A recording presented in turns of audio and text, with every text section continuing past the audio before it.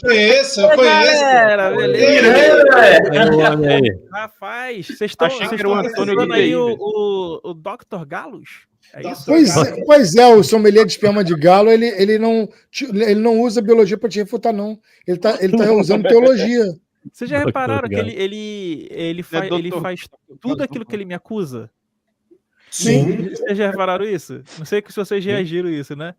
O Dr. Galos, ele é incrível, cara. Ele fala assim, Antônio fica fazendo ad hominem, aí ele fica fazendo imitaçãozinha, aí ele fica falando que eu fiz desenho de quarta série, que eu não fiz ensino médio, aí ele fica só atacando a pessoa. E ele não explica o porquê você tá errado. Ele falou lá do ovo da galinha, mas ele não explicou. Aí ele, então, ok, então por que o Antônio tá errado? Não explica. Galera, vocês conhecem aí o hashtag Dr. Galos? Vocês conhecem isso? Cara, e vocês viram, olha o T-Rex vegano aí. A galera o pessoal, mané, ele não entende que os trabalhos do Dr. Galos, quando ele tava lá examinando o esperma de do galo, e também lá a evolução dos passarinhos, e quando ele dá palestra, ele ensina a evolução, galera. Ou seja, ele pega um monte de crente doido lá no canal dele, fica falando lá de Tomás de Aquino, falando de criacionismo. Na hora do vamos ver mesmo, no trabalho dele, ele fala que é evolução mesmo.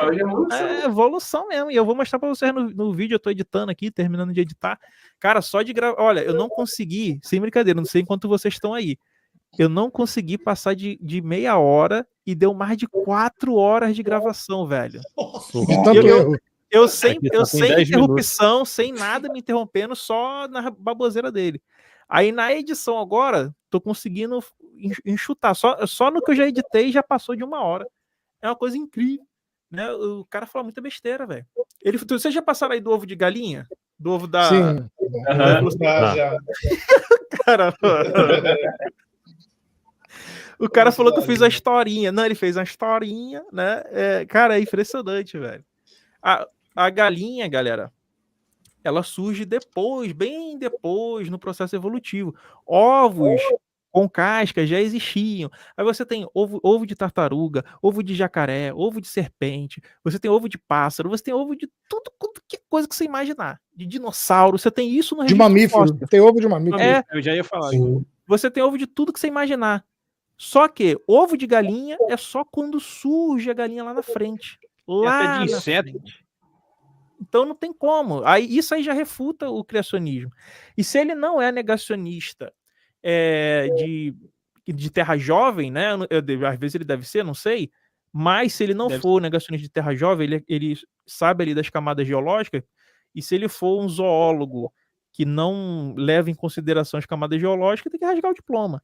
Então, a gente vê claramente vários animais que colocavam ovos. Nós temos fósseis de ovos. Vocês podem compartilhar na tela aí, Rodrigo? Fósseis de ovos? Tem um oviraptor, né?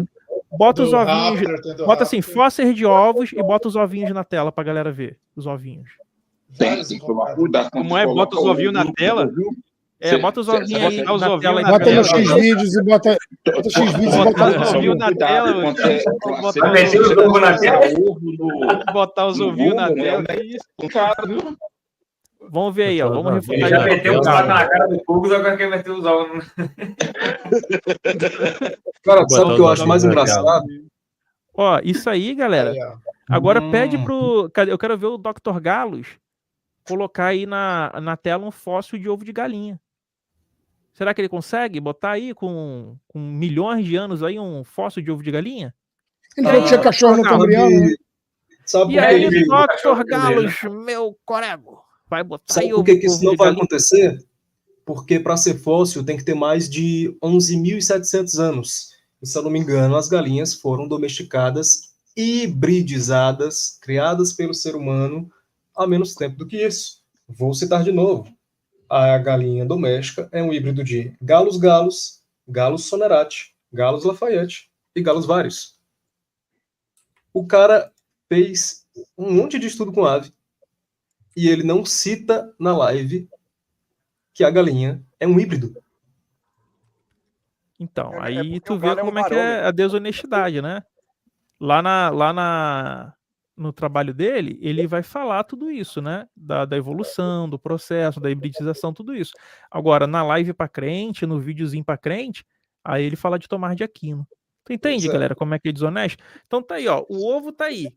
Tá aí um monte de ovinho na tela aí pra você escolher aí, ó, ovos fósseis, né? Ovo à vontade na tela. E aí eu quero saber onde está o ovo de galinha aí, no registro fóssil. E em qual período, né? Que aí tô mostrando para vocês, provando que Mas o ele ovo tá ele no jogo, veio não? antes da galinha, cara. Isso é, cara, Esse sommelier e um ele cara, tem jovem, que não? tem PhD, eu acho que ele é zoólogo, né? PhD em zoologia, não saber disso, ou é burro,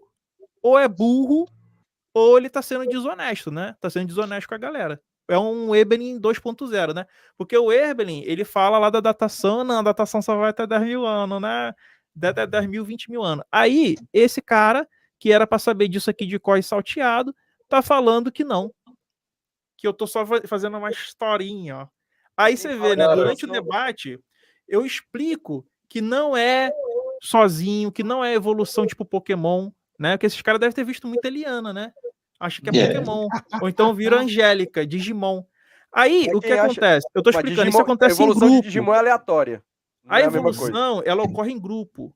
Até porque você tem que ter pressão, você tem que ter o ambiente, tudo isso vai influenciar na seleção natural. Então, eu explico, isso não, ó, você não saberia distinguir a diferença da galinha, do ancestral da galinha, isso aí viria depois, com o tempo, etc, etc. Aí ele fala, tá vendo como é que tem uma progressão, né? Aí depois, quando eu mostro para ele, eu mostro no debate que não é daquela forma, ele fala, tá vendo? Ele tá se corrigindo. Eu não tava me corrigindo, eu tava explicando para justamente pessoas não serem enganadas por gente que faz as pessoas de trouxa. Entenderam? Perfeito. O Dr. Galos é desonesto. Ele fala que o acúmulo de propriedades acidentais não pode render uma propriedade essencial. O problema é que uma das coisas que a gente conta como essência, quando está trabalhando com taxonomia, é a distribuição de frequência. Se você tem uma propriedade considerada acidental para um genus, ela pode ser uma propriedade essencial para um... Tá dando retorno aí, galera. Então, se você tem um conjunto de alelos exclusivo de uma certa subespécie, de uma certa variação regional, isso é apenas uma propriedade acidental, certo? A nível de genus, a nível da espécie, a nível de eidos, é uma coisa já arqueomórfica, plesiomórfica, portanto, essencial. E assim, sabe qual é a graça maior para mim? Mas aí, o que a pessoa vai pegar para falar que é a essência? Por exemplo, nós somos essencialmente o primeiro peixe vertebrado, nós somos essencialmente o primeiro ser unicelular, nós somos essencialmente o primeiro mamífero, né? Então, o que vai pegar para falar que é a essência do ser? A essência do ser são justamente as características que você diria que são acidentais que vão definir aquele como diferente dos outros. E para você ter essa característica acidental que difere dos outros, a gente vai ter que falar de uma coevolução, porque não tem o primeiro, o único, não tem isso, né? Não tem um upgrade ali, claro, né? Sim. A essência é o esperma de galo. É o que o Alan falou ali, ó. Esse linguajar escolástico é inadequado em biologia. Exatamente, cara. Isso aí o grande problema é justamente misturar esses conceitos do tomismo com a biologia moderna. Esses conceitos do tomismo, eles simplesmente não encaixam. Se a biologia moderna está sendo muito bem explicada pela evolução, não tem por que você adicionar uma coisa que vai atrapalhar esse conceito de essência, e só vai atrapalhar ali. Então ele deve ser retirado e deixado de lado na fé pessoal da pessoa. Se a pessoa acredita naquilo ali, beleza, acredite, continue assim, mas não tem que colocar isso na biologia. Ó, Rodrigo, rapidinho, o link negacionismo de Giovanni. Assim, ó, mas aí você pode substituir a galinha por um réptil. Não, cara, porque antes dos répteis porem ovos, os anfíbios colocavam ovos. Antes dos anfíbios colocarem ovos, os peixes colocavam ovos. E antes dos peixes insetos. Entende, cara? Aí você vai chegar naqueles animais que é uma fusão, né? Onde você tem, por exemplo, ali as bactérias, né? E se eu não me engano, são as arqueias, que elas vão fazer uma simbiose. Nessa simbiose, aquilo que a gente chama de mitocôndria vai fornecer energia suficiente para depois você ter o núcleo, para depois você fazer células especializadas com colágeno depois do grande derretimento das geleiras polares, e aí você vai ter grupos que vão ser capazes de fazer colônia. Esses grupos que vão fazer colônia, eles vão ter células especializadas. Com essas células especializadas, você vai ter a célula especializada num gameta feminino e a outra num gameta masculino. Entende a diferença? E aí vai ter as células que são responsáveis pelo que a gente chama de reprodução. Então, tudo isso a gente consegue ver. E tudo isso a gente não está nem perto do lucro ainda. A gente está falando de coisa de alguns milhões, né? 600, 700 milhões a 1 bilhão, 1,2 bilhões de anos atrás, no máximo.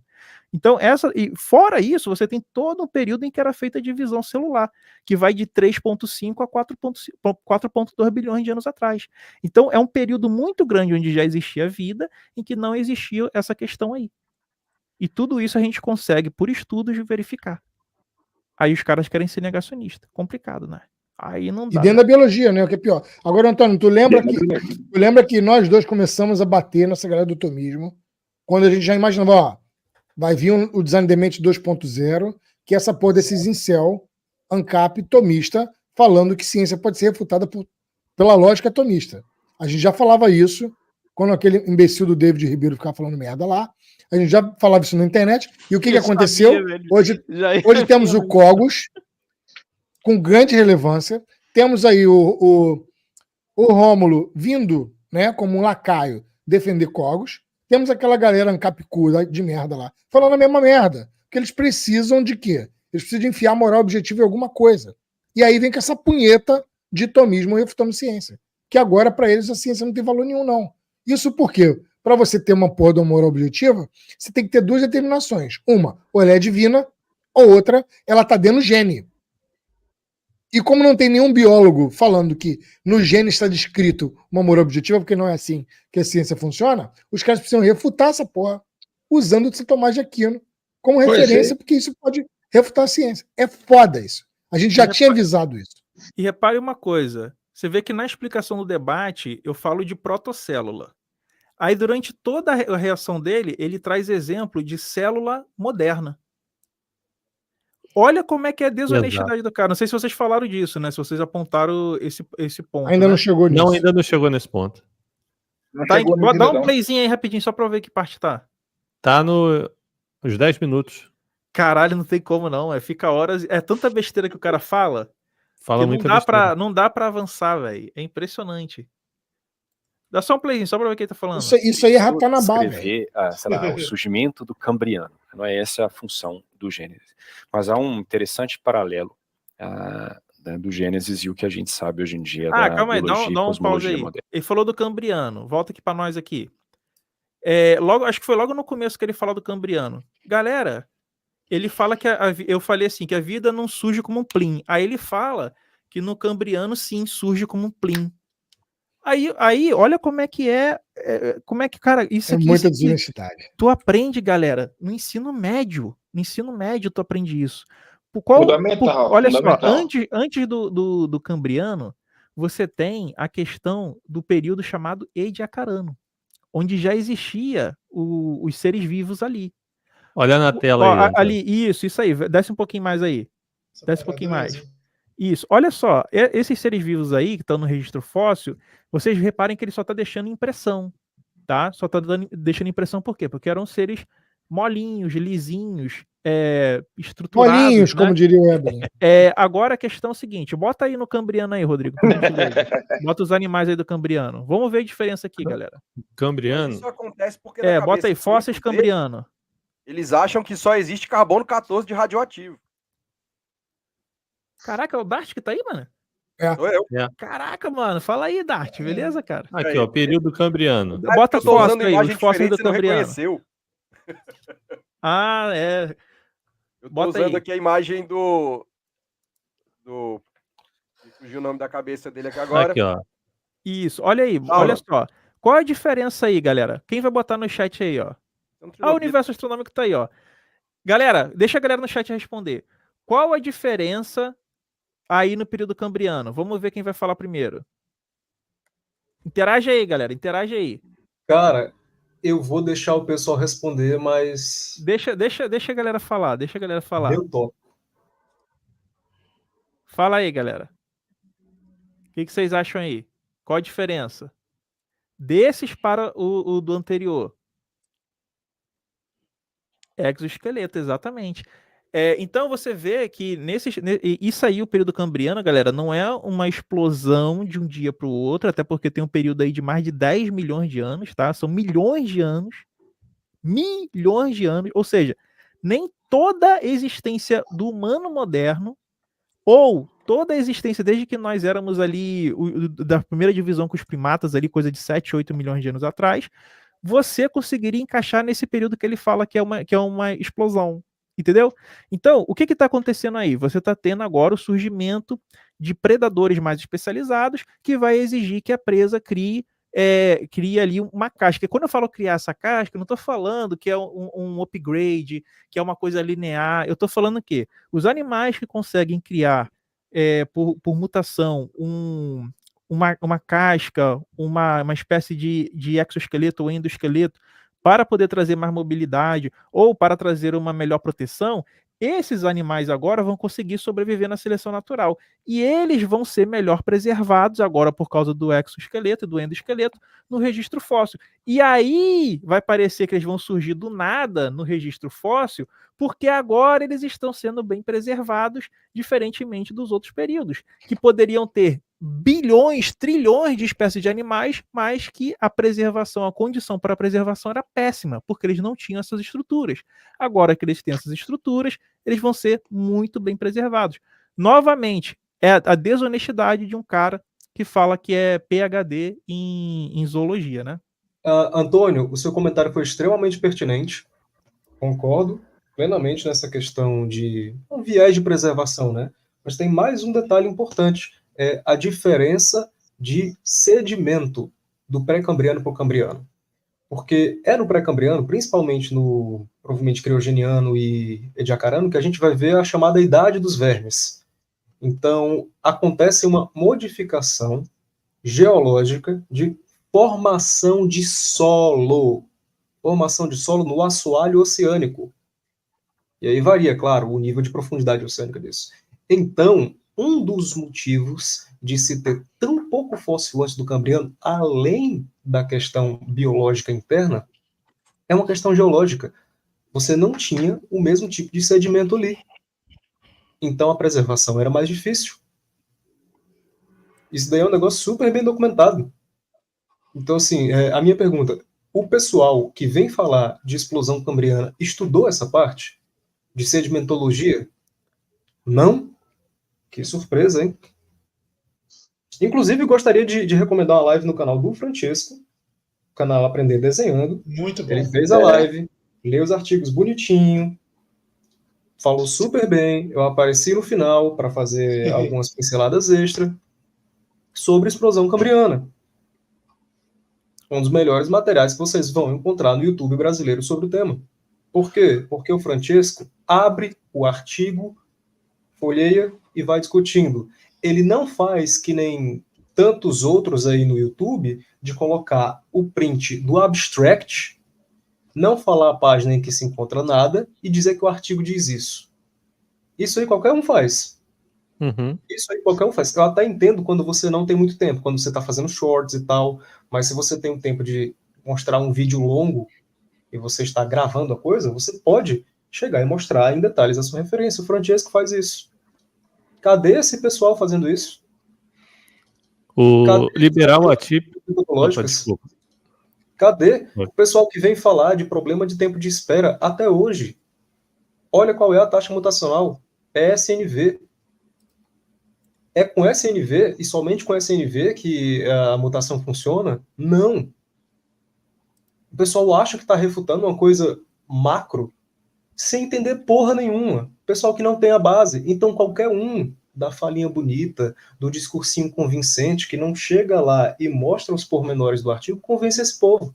Por isso que o Rômulo convence, por isso que o Sérgio Lutzer convence. Porque vocês, em geral, que são público desse pessoal, acham que estudaram alguma coisa, mas não estudaram porra nenhuma. vocês não tiveram uma pessoa que sabe significativamente mais do que vocês, julgando o seu conhecimento, balizando o que você está errado e por que está errado.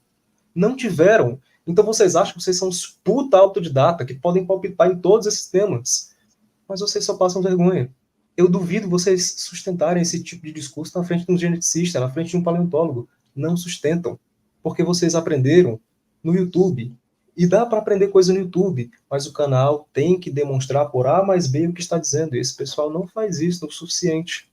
Vocês estão querendo comentar conteúdo de pós-graduação com conhecimento inferior ao de graduação. Façam um favor à sociedade. Estudem antes de falar. Eu não estou aqui falando de teologia, porque eu não entendo. Ora porra. O Liberal Atípico, ele comentou aqui, vocês podem reagir ao canal Verdade Nua e Crua? Cara, eu não conheço esse canal.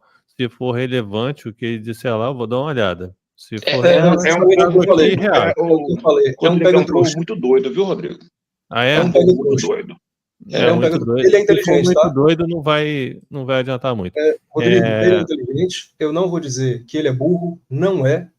Mas o que ele está falando ali não está certo. Não, eu vou dizer que ele é burro. Eu vou discordar de você, porque a CNV para dizer que as mutações não são suficientes. Só deixa eu terminar o superchat aqui. Ele não tem conhecimento de zoologia pô, suficiente, não, cara. Isso é invisível. O Trilobita, ele comentou aqui, deixa um like, isso aí, deixa o like. O César tá convidando aqui o manto pentecostal para um debate, chamando aqui o cara para porrada. Outra pessoa aqui comentando sobre esse canal aí, verdade, só que ele colocou verdade nua e cria. Deve ser criacionista, né? É isso aí. Fez um vídeo demonstrando que você não leu os artigos que você citou. Cara, eu no react teve um vídeo hoje disso falando. Deixa eu falar aqui, ó, rapidinho. Ó, no vídeo que eu tô falando com o Dr. Rômulo, ele me acusa disso também. Vocês vão chegar na parte aí que lá na frente, daqui a umas 3, 4 lives, quando você chegar lá no minuto 30, ele me acusa de não ter lido também. Então, assim, eu vou pegar o artigo e vou ler, né, lá e mostrar. E, além disso, eu vou botar o próprio doutor ganhador do Nobel, Jack Szostak, o vídeo dele mostrando ele falando. E ele mostrando eu falo. Um outro canal falando justamente dessa questão do Jack Szostak, de você ter citado, né? O canal lhe citou. O nome do canal é Eric Cartman. Eu acho os vídeos desse canal engraçados pra cacete. Mas, cara, ainda pergunta aqui por que o Antônio não debate com ele. Cara, o Antônio nem sabe quem é essa pessoa. Eu não sei. Se eu não sei, o Antônio acho que menos. Eu sei que eu sei que e ele não me convenceu nem um tiquinho das coisas que ele falou. Nem um tiquinho. Ele espera que você não saiba o suficiente a respeito da área. Ele tá pegando artigos atualizados. Olha, esse negócio de pegar artigo atualizado, ou entre aspas, desatualizado, às vezes parece meio canecagem, às vezes realmente é meio inútil, tá? Às vezes é só para dizer que tem uma literatura mais nova. Mas quando a gente está falando de um corolário, um conhecimento estabelecido em cima de outro, às vezes isso é importante. Ele usa artigos dos anos 2000 ainda, que na época eram muito importantes, mas certas coisas avançaram. E fica aquela velha coisa, muito cuidado com a forma que você está calculando taxa X ou taxa Y. Ele não me parece ser o tipo de pessoa que sabe usar, sei lá, um palp da vida. Talvez saiba, posso estar errado. Não parece saber usar o Mega. Assim, deve saber usar o NCBI, não é possível, pelo amor de Deus. Não é possível. Parece que ele é engenheiro, uma coisa assim, então ele deve saber usar, se ele for da parte de engenharia química. Não sei se sabe usar o PEST. Então, assim, você tem que olhar o que você está configurando para cada cálculo, qual é o alinhamento, qual é a taxa, e tem que saber por que essa taxa não o Roberto não sabe nem usar o carregador do celular, pô. Tu acha que... Não, Roberto não, pô. Eu tô falando não, mas o Roberto não sabe nem usar o carregador do celular. Tu duvidar da ignorância de um criacionista é foda. Galera, só vocês terem ideia. Para mim existem prateleiras entre eles. Existem prateleiras muito claras e tem eu vou debater com o Roberto, vocês estão ligados nessa sexta-feira. Mas vai ser só por entretenimento mesmo.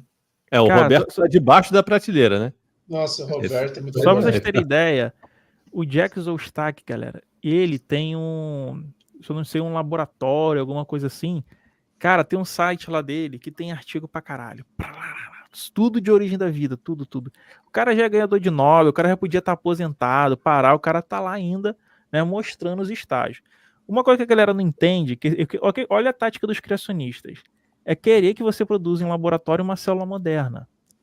O que eles conseguem fazer em laboratório são estágios, mostrar ali as condições de uma protocélula que pode dar origem ao LUCA. Porque você tem que pensar o seguinte, nas condições pré-bióticas, até você chegar no LUCA, são milhares ou milhões de anos.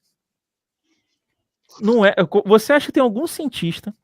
Mas eles acham que foi de uma hora para outra. Não é? Algum experimento que vai conseguir durar milhares ou milhões de anos e reproduzir no ambiente da Terra? Não tem como. Então o que os cientistas fazem? Eles reproduzem estágios. Eles reproduzem, tipo assim, ó, vamos ver se nessa condição tal, com material tal, nós conseguimos reproduzir uma vesícula que seja estável. Nessa condição tal, vamos ver se a gente consegue reproduzir uma ribose, né? E aí, eles vão reproduzir nesses estágios, e aí eles chegam na conclusão de que, olha, aqui deu certo, aqui a gente conseguiu encapsular monômeros dentro de uma vesícula, isso aqui outro deu certo. E aí eles vão fazendo assim, vão fazendo as reproduções parciais. Para você deixar rodando, como era na Terra, num planeta, na Terra primitiva, todo um bioma, cara, é outra questão. Aí tem que ter muito financiamento, muita grana, muitos espaços entendidos, mas hoje nós entendemos relativamente bem todo o processo de origem da vida.